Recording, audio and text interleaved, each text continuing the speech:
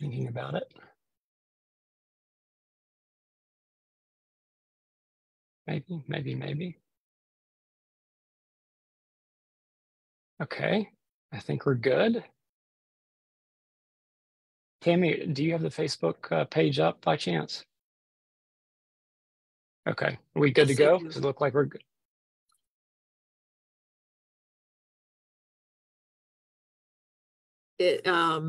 Let me refresh. Yeah, good to go.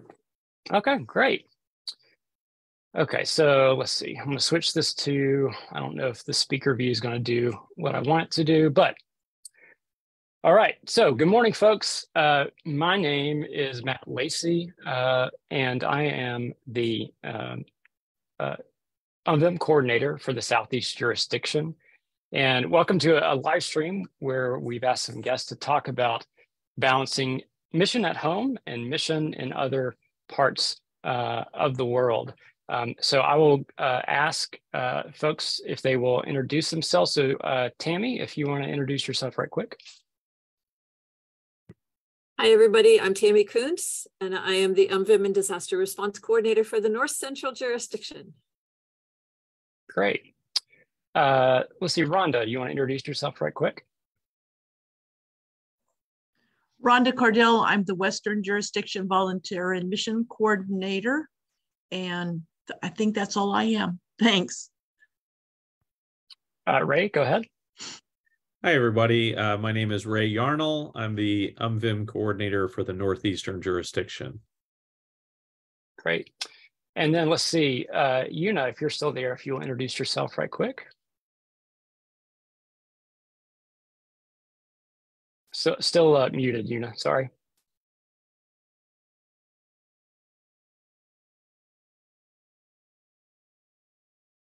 Well, I'll say we can't hear Una right now, but Una is the... Okay, I'm sorry. There you go. Yeah.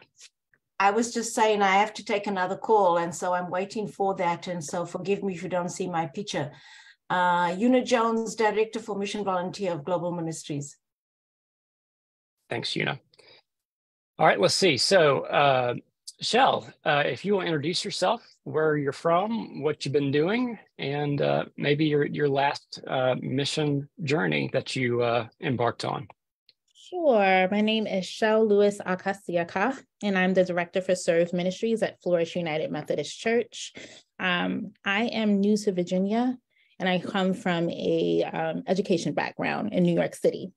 So my experience with mission trips is very much so new as I've taken on this role. However, we have kind of started to re-energize that ministry here at Floris. So as recently as the month of, I want to say the tail end of January, as well as for the full month of February, we've spent an extensive amount of time just recruiting and sending folks off on mission trips, domestic as well as abroad. Great, thank you. Daniel, if you wouldn't unmute and introduce yourself for us. Hello, everyone. My name is Daniel Park. I'm an elder in the Virginia Conference. I am the pastor of Restoration Church in Reston, which is part of a multi-site church with Floris United Methodist Church and Restoration Loudon and Restoration Reston, where I'm at. And what Shell just explained, I was part of one of the mission trips that she described most recently. It was a trip to Honduras. There's a school called Leadership Center in Comayagua. It's a school for women and really changing the trajectory of their lives by having them learn English and job skills and other types of leadership, business leadership training. And so that was my most recent abroad mission experience. Local stuff is happening all the time through Floris and Restoration. So, I would say even as of this past week, we were doing things. Yep. That's great. Thanks, Daniel. Rachel, if you will unmute, introduce yourself, please. Hi, I'm Rachel Estes. I get to serve as Outreach Director at Canterbury United Methodist Church in Birmingham, Alabama. And I have been leading service learning trips and mission trips here, and then also in my capacity as director of service learning at Birmingham Southern College, which is a Methodist college in Alabama as well. So there we took college students to serve in Calcutta with Mother Teresa Daughters of Charity for a month, and then also to Mozambique to build a school. And so those were month-long experiences with college students, which was significantly different from spending week mission trips here in my capacity as director at a local church. We have an ongoing partnership with a missionary in Panama. So we go 2 to 3 times a year to work with that entity, and then also have created great partnerships in Cap-Haitian Haiti, and then have been to Cuba 2 or 3 times. That is more of a definite learning and cultural experience rather than we did some service while we were there, but it was different. So looking forward to this conversation. Great. Thanks, Rachel. So for those watching on Facebook, or if you're watching the recording of this later, just so you're aware, United Methodist Volunteers in Mission is the official short-term mission agency of the United Methodist Church that specializes in resourcing and sending mission teams around the globe and here at home in the U.S. Just a quick plug, all of the UMVIM jurisdictional coordinators are here on the call, but I think I speak for all of us when I say we hope you go on the website, umvim.org, check out some of the resources offered there.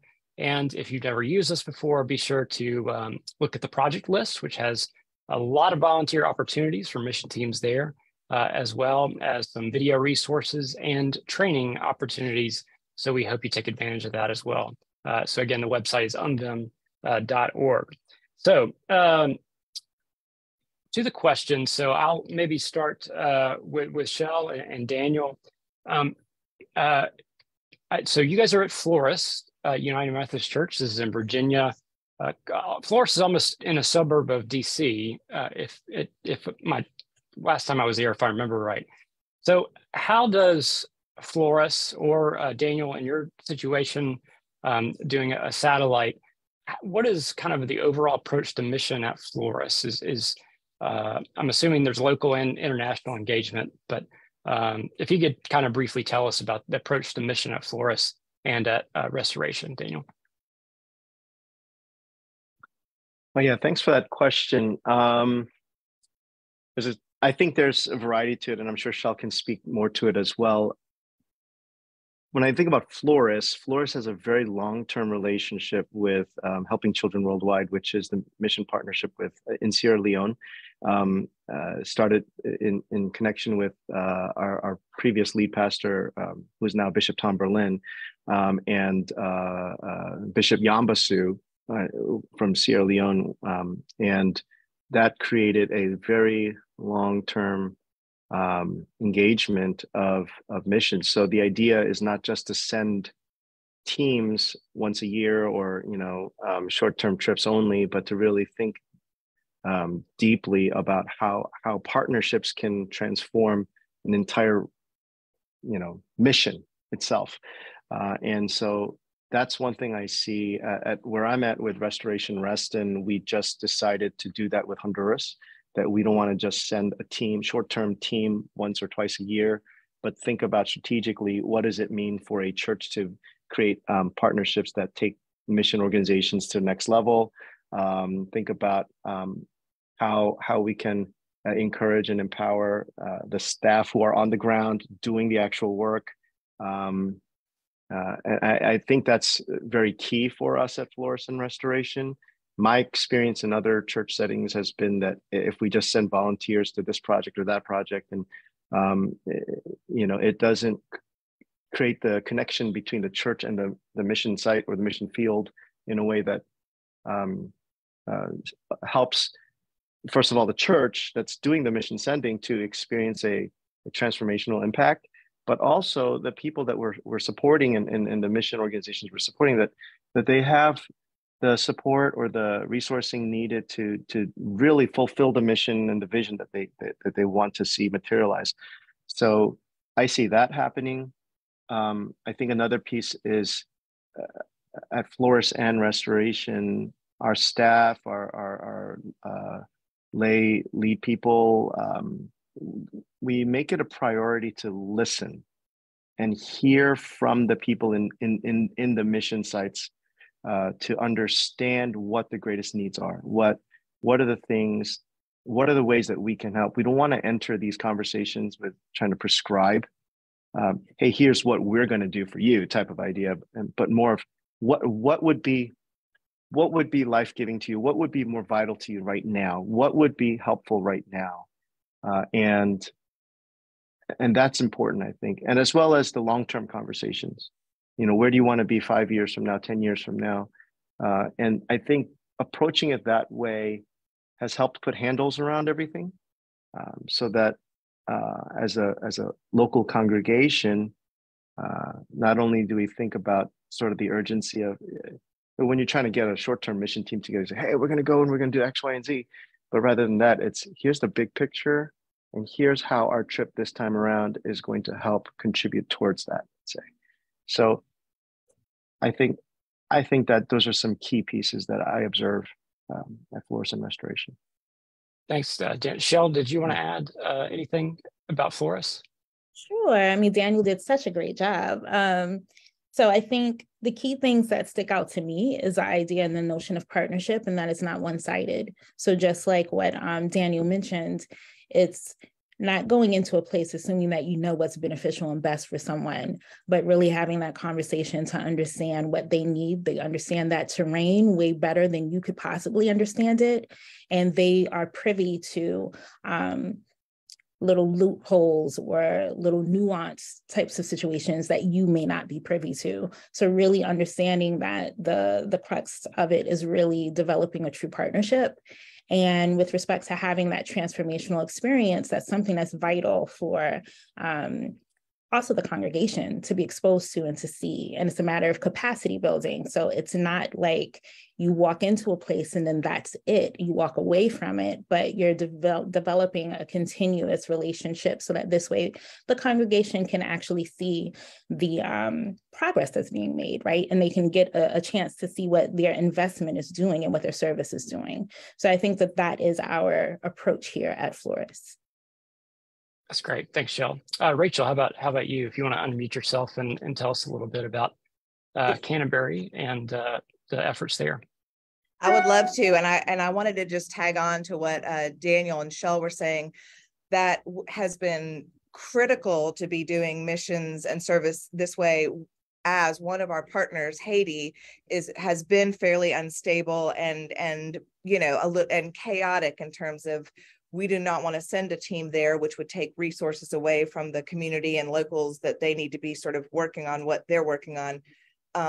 But because of the shared partnership, there had been folks on the ground that were back in the US. And so there was a greater understanding, so that when we couldn't be there physically, it has been great to both Zoom and also to, continue this partnership to say from the US, what else can we do to support you?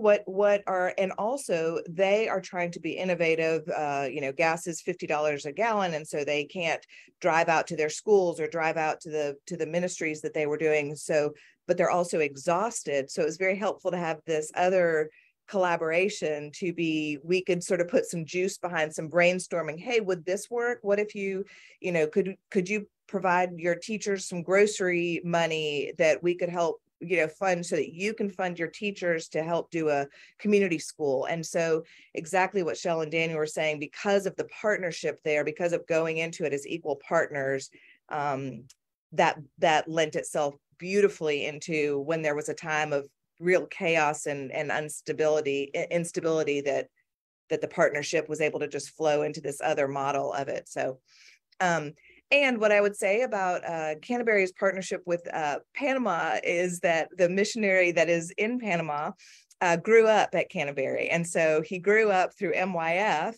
And so it's amazing. All of the senior members of this church, knew him as this MYF kid.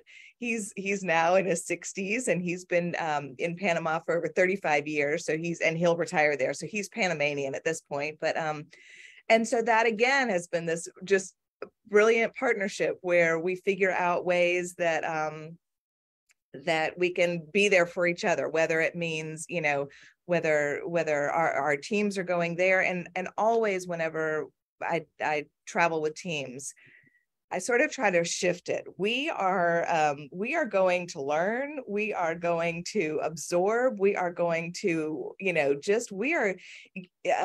in fact, I'm getting ready to take a family team, which will be children 7 to 13, along with their parents. And that's my favorite kind of trip to travel with, because I think it's one of the few opportunities that parents have a chance to learn directly from their children, because the kids get cultural understanding so much quicker. So the kids are absorbing, you know, differences and excitements. And then during our reflections at night, kids are saying, you know, well, here's what I noticed. And the parents are like, oh, I was really worried about, like, you know, safety. And the kids are like, really? Because this was great. And let me tell you about this friend I made. So I think the idea of proximity, Brian Stevenson from Alabama always talks about proximity. And that's one of the reasons I love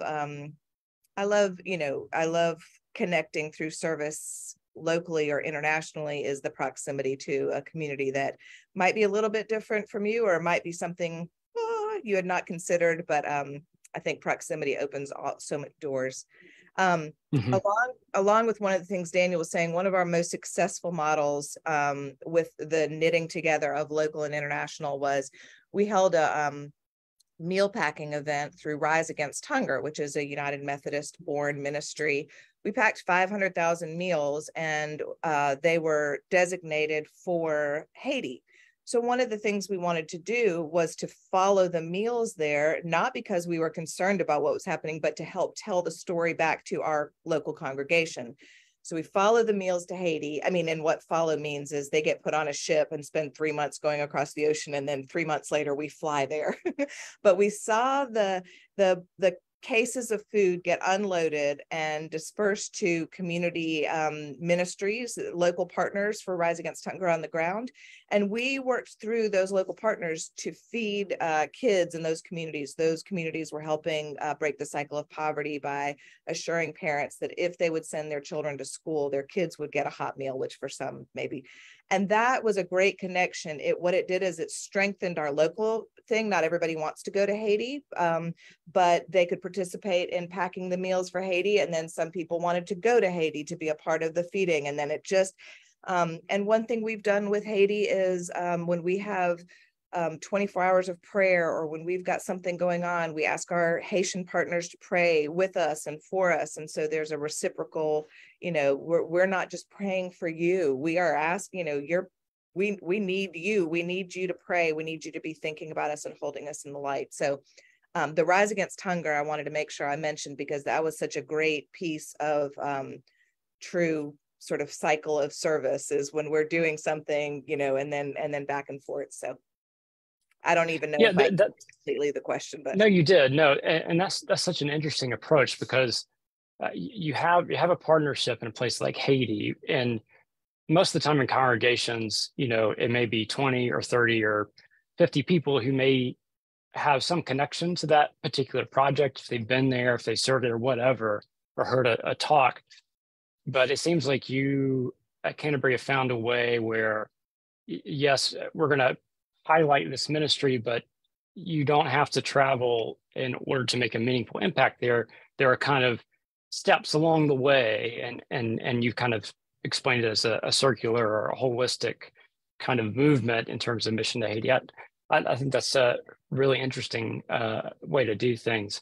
So kind of going, I will say, I am a pastor, and I have served churches in the past, though mission has been a very integral part to my calling, and something I've always kind of had a hand in. But I think while I was serving at a local church, or if it's been in my position now as the UMVIM coordinator, and I'm sure the other coordinators can attest to this, I get emails or texts from pastors or mission staff with the question, someone in my congregation asked why we should spend thousands of dollars on plane tickets and getting the vaccines and all this time packing.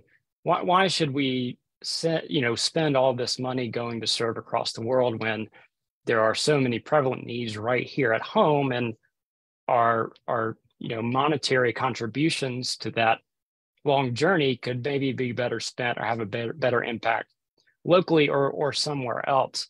And I'm wondering, Shell or Daniel, if somebody, I'm sure you probably have had that question in a roundabout way, for members of Floris and Restoration, how do you answer that and kind of introduce the concept of missions can be both and? I'm curious to hear your answers. That's great. Go ahead, Shell. Okay. So I think it's a matter of, we're not limited to just kind of one locality or one area, right? The truth of the matter is a person in need is a person in need, right? And their location where they live has no bearing on the severity of that need. And we help wherever we're needed because it's the right thing to do. And no one, like, God doesn't turn his back on anyone, right? So how can we then turn our backs on anyone? We help locally, and we also help internationally, right? We have mission trips scheduled for Kentucky, Eastern Kentucky. We have mission trips scheduled for Florida. We just came back from a Florida mission trip. We also help locally within the community, right? And a lot of that is focused around the partnerships that we do have. And we try to ensure that with those particular partnerships, whether it be a social service kind of provider or agency, if there's a need that that agency has, we try to fulfill it and make it into a service project, where we could say that that is a formal kind of mission project that we're doing. We're providing a service to individuals who need something, whether it be hygiene kits, whether it be clothing, whether it be just getting folks at the table to kind of provide what is needed for folks who need it. So I think that we can't say that your location makes your need any more or any less great. And I don't think that that would be fair to say either, right? I can't look at you and say, I realize you're in need, but I really need to tend to these folks right here. Like, it's just not something that should be done or said. It's not right. And if we are going to profess to be, Christians, then we need to authentically live in that stance. So everyone who needs the help is deserving of it. That's my simple answer. Thank you. Thank you. Daniel, do you have anything to tack on there? Sure. I think about Floris and Restoration. Each of our campuses, we have a school that we're directly involved with that we support for a variety of different needs, whether it's food related, resourcing, teaching English, just a lot of different things that we do locally. There's a number of other organizations that we partner with, addressing concerns for the unhoused and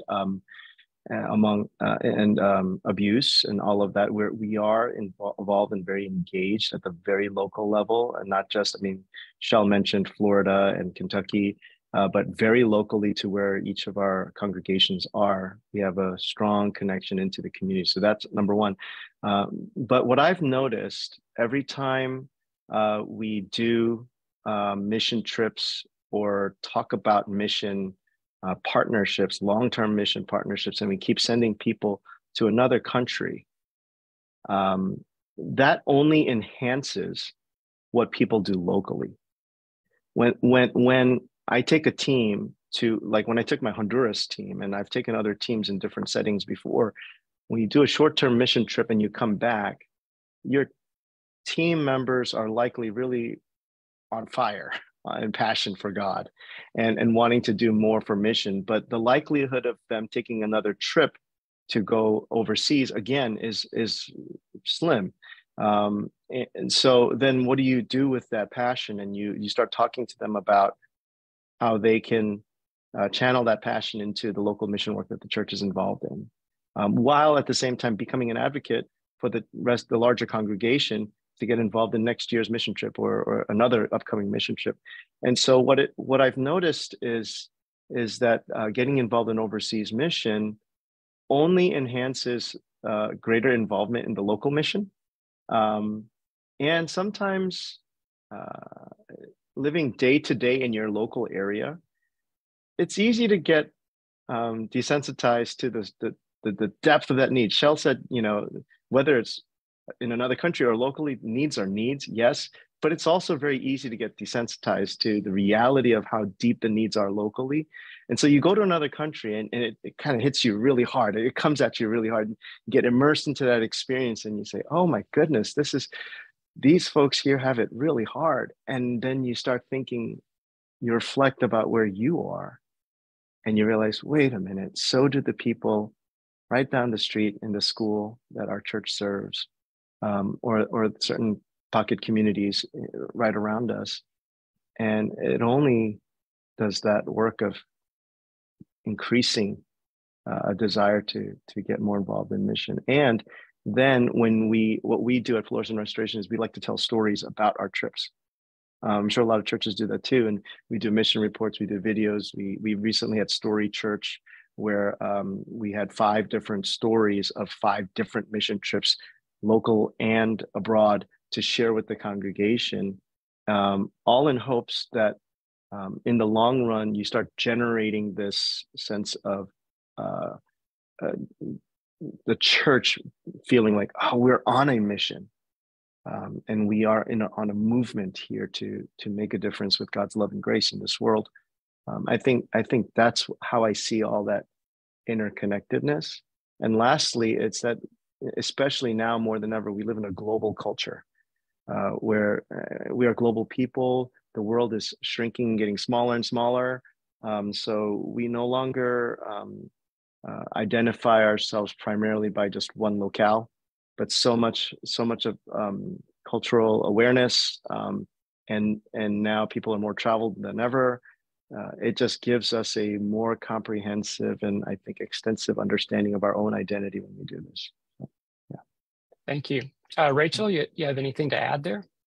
Yeah, because I was nodding vigorously at everything that Shell and Daniel were saying. Yes, I was laughing. I was like, well, and he said this and he said that on my notes. So one of the things I wrote is when we travel internationally, it strips the familiar. So it helps kind of remove the understanding that people think they have about what's going on around them. And it really helps to encourage or push people to kind of consider the why and how did this happen, and exactly what Daniel and Shell both said, is we have found that when people return from Panama, Haiti, Cuba, they are more likely to get engaged locally, and then also locally then are able to ask the big questions. So while they might have gotten kind of complacent, the sort of jarring moment of going away and coming back, it's, well, I can maybe I need to write a letter to the editor or do this. And my sort of snapshot story that I always share with people about sort of why travel somewhere else when we need this in the backyard, and that is to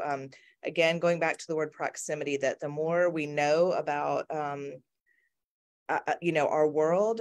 So it was actually when I was taking Birmingham Southern students to Cuba, and we got into a taxi cab and the guy was speaking with us and asking us where we were going. And he said that he was from Haiti. And I said, oh, I've been to Haiti. And he visibly got very stiff. He got very anxious and he sort of was, getting defensive. And I said, oh, it's this beautiful country. And he sort of was like, oh, okay. And I said, yeah, I mean, we had this great experience, and I loved this food. And he said, I'm so used to people having this one image of Haiti, that we are poor, that we are broken, that we are this, this terrible place. And he said, I'm so glad you went there. And he just sort of lit up and started telling stories. And I said, well, I'm from Birmingham, Alabama. There are just a few snapshots that people think of when they think of Birmingham, Alabama. And what I am out here to say is, here's what Birmingham also is about. We are about this and this, and you should come, and so I think the importance of anytime we can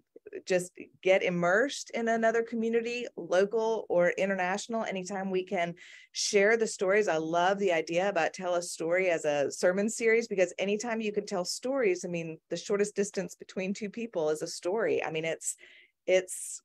and I think,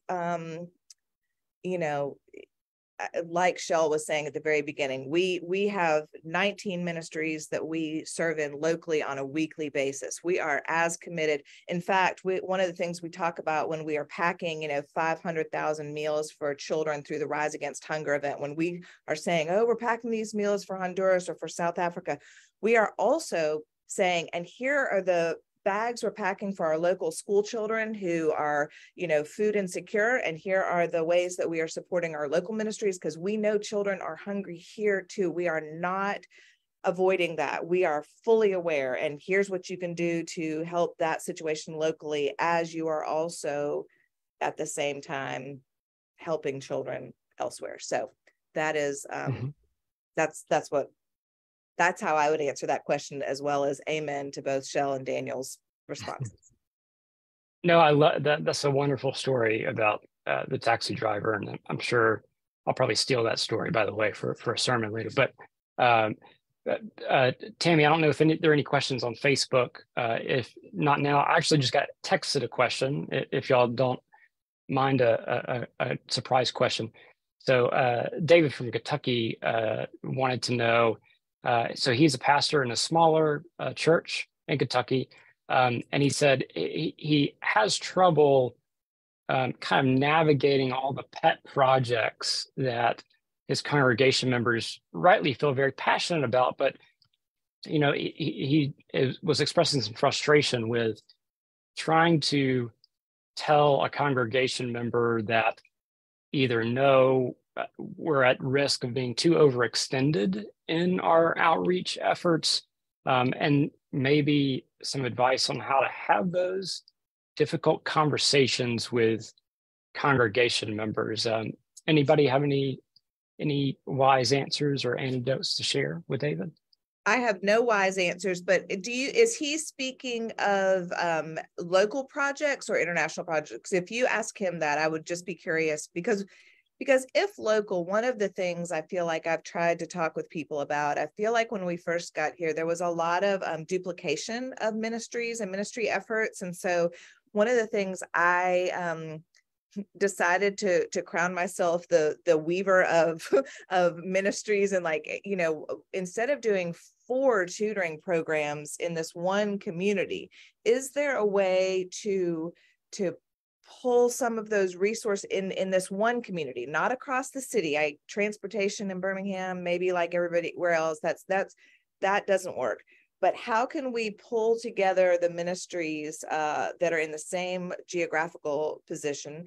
The other thing that we did that was really helpful to us is we gathered a lot of the other churches and entities together to say who's doing what, who's supporting what. And then if our church decided to really support the tutoring projects, but we had somebody in our church who was really passionate about clothing ministry, then we were able to say, oh my gosh, have you talked to the Methodist church or the Lutheran church or the Baptist church, because they are so involved in clothing. And so rather than us, peeling off a sliver of our ministry, go do this full on passion, and then see if there's ways to use that clothes closet to help our kids in the tutoring program who might need clothes. That way they feel connection still with their home church, but we are not we're not slivering little shards of people's time and energy and passion. And so those 2 things, one is seeing what can be done to knit, because a lot of times people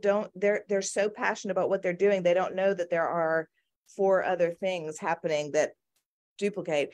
And then the conversation with with churches and entities who are providing the resources, whether they're people or financial, to say who's doing what, that really helped me at least help one of my congregants see we don't have to do it because they're doing it so well. So can you be the liaison for our church to help, to do that, and then let us know how we can support. And that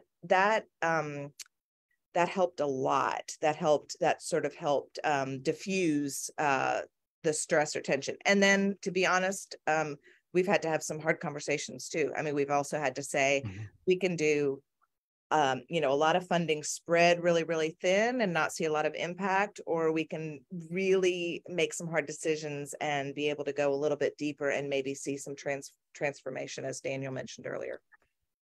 Yeah, and I think from my personal experience too, as someone who's led a lot of mission teams, I mean, I almost find sustaining local outreach to be so much more challenging than, you know, mission journeys once a year. I mean, it just, the level of burnout and turnover, and, you know, as with most things, attention span, sometimes that does wane quite a bit. But Daniel, I think you and Rochelle had your hand up if you want to comment.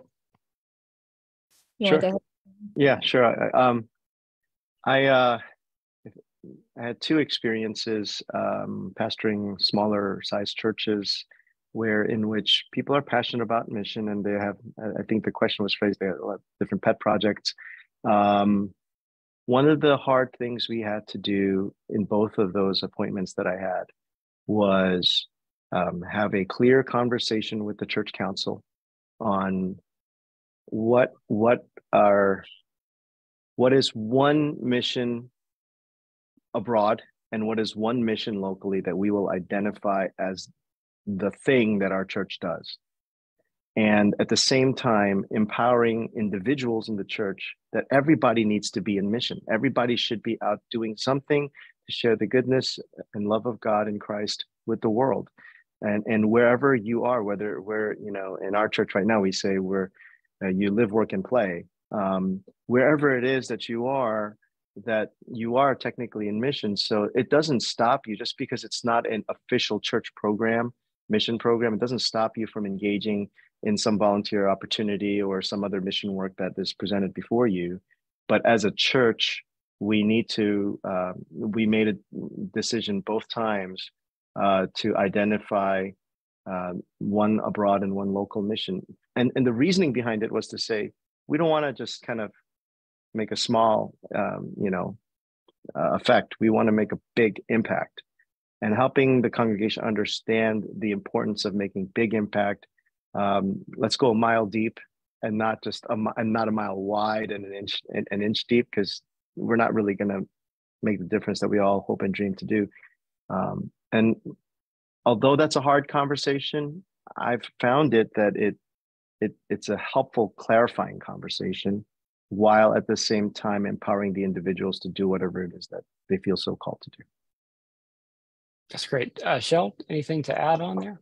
So I think in terms of having those difficult conversations, it's really great to ensure that you have like a starting point to have that conversation. I think folks typically will listen and just need to be made aware a lot of times in order to fully understand.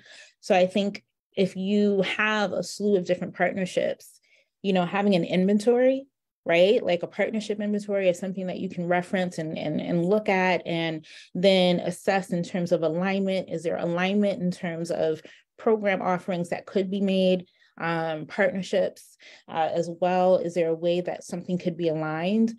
Also, if you're factoring in terms of just reach, right? Who is kind of benefiting from this particular service or this partnership? What's the capacity there, right? What resources are being utilized to ensure that this program is being offered? We have several different programs that impact food insecurity. One of the things that I noticed, the first things that I noticed is that there is a different target group for each respective program. So because of that, I'm like, okay, it makes a little bit more sense that we have these, assuming it's reaching different members of the population. And what are the numbers? How many people are actually kind of feeling the impact from this particular program and service, right? It's a matter of making people aware of kind of like what the impact is, and is the energy that's being invested actually providing the impact that matches with that, right? Like, so I think being as transparent is one of the things that for me, in terms of having a difficult conversation, is presenting difficult facts as well, right? That people can reference and look at. So the transparency, having your own inventory, knowing what you currently have, and then what those particular partnerships are doing. I would start there, right? Is doing my own kind of personal inventory.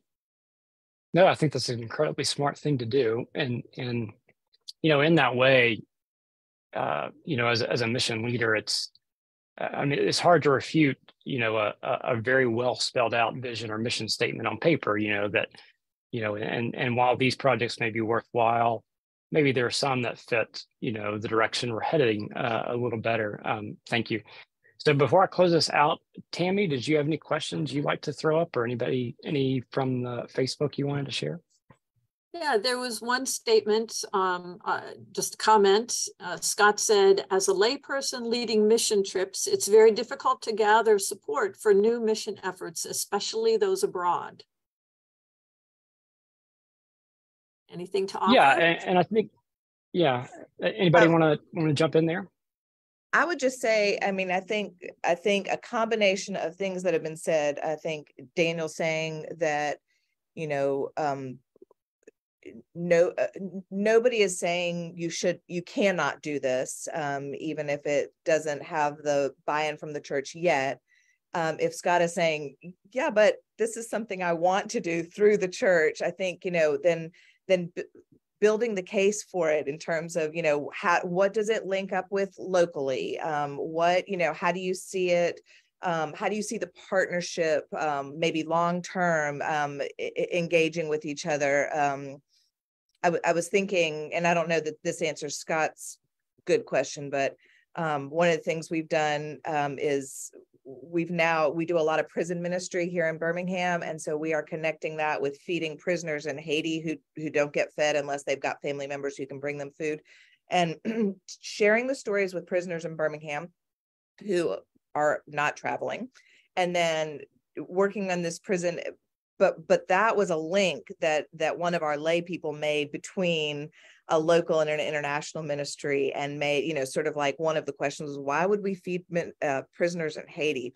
Well, because we have a deep passion for them here. And so that was a link that naturally lent itself, and then, sharing those stories. And I think it's a great question, Scott. And I think, there's part of me that says, I think building the case for it, who does this mission trip speak to? Is there a demographic in your church? Is it something that you think young people would be really involved in, and therefore are going to continue to be involved in as they age? And this is something they'll go when they're, middle-aged and take their children and then retired? Or is this, you just heard a really passionate missionary give a plea for it, and your heartstrings got pulled? And in that case, is anybody else in UMVIM going? Can you go with another church? Which oftentimes when you go, and then if you go and it's just this unbelievable project and it makes all the sense in the world, then you bring that story back to your congregation, and you're even more credible in terms of your hope for it. So I don't know if that's an option. I bet Daniel and Shell have really good answers to Scott's question. Well, one thing I can share is that I think there's the power of personal invitation.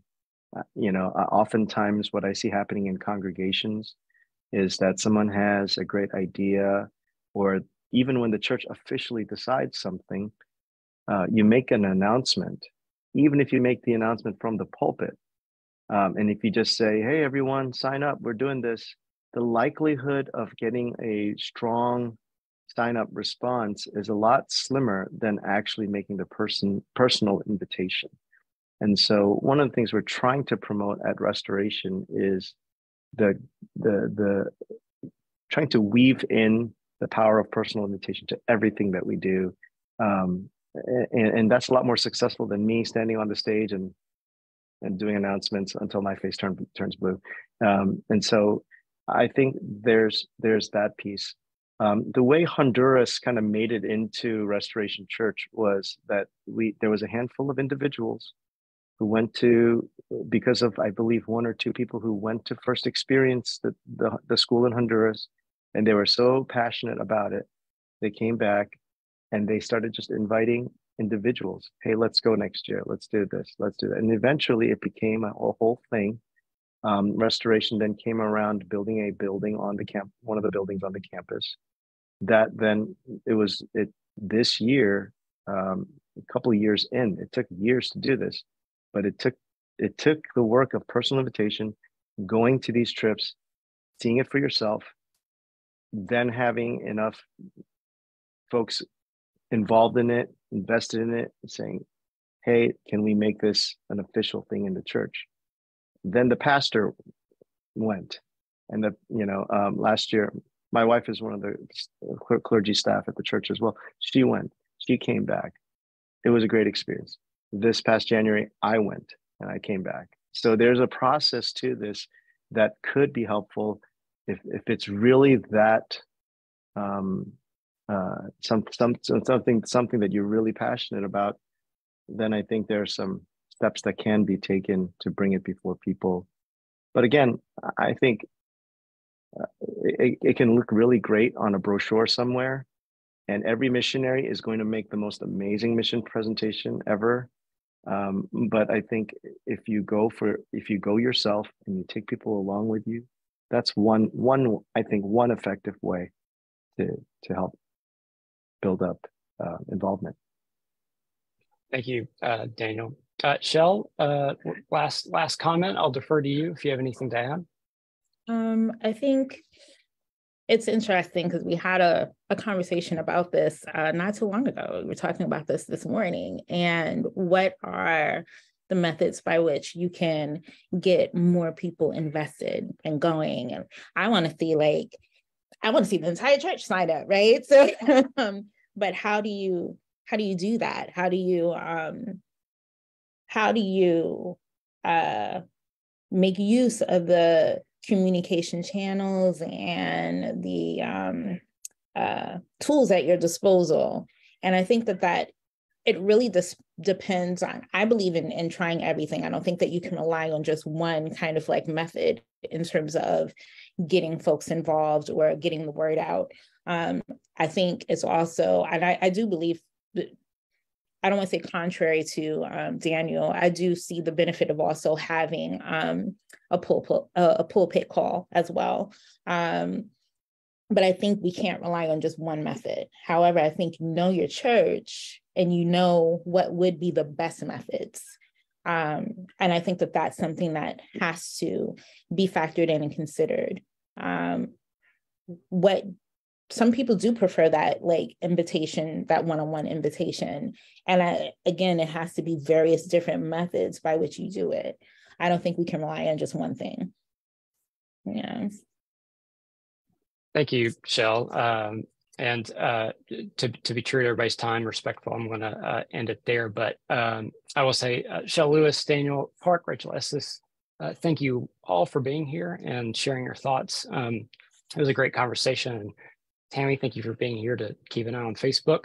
And for those watching the recording or listening on Facebook, watching on Facebook, look out next month. We'll have another conversation posted soon, and we hope you all will join us. So thank you all, everybody, for spending your time with us this morning, and thank you for the wonderful conversation.